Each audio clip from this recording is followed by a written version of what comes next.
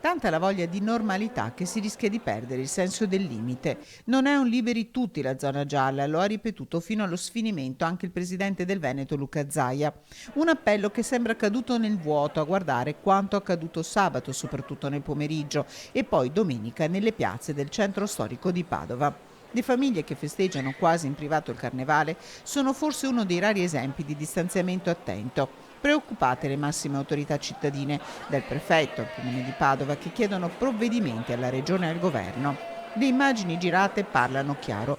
Code già a partire da sabato mattina nelle vie d'accesso alla città, parcheggi col tutto esaurito. In centro scene da pre-pandemia senza tenere bene in conto che il coronavirus è ancora un nemico e se i numeri della nostra regione ci stanno lasciando rifiatare in questo momento, usciamo da più di un mese di grande difficoltà. Se né il governo né la regione prendono delle decisioni diverse rispetto a queste dell'ultimo fine settimana, vuol dire che la gente può stare in giro e vuol dire che in qualche modo le indicazioni che ci danno sono queste.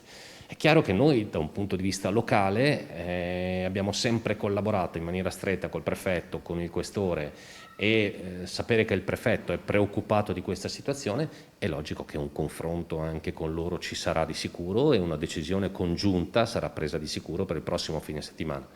Io auspico che ci sia qualche decisione presa dalla regione, perché questo non è un problema di Padova, è un problema di tutti i capoluoghi di provincia. Tra i provvedimenti possibili, riproporre l'ordinanza firmata dal sindaco di Padova Sergio Giordani prima di Natale, che aveva chiuso il centro storico della città nel fine settimana ai non residenti.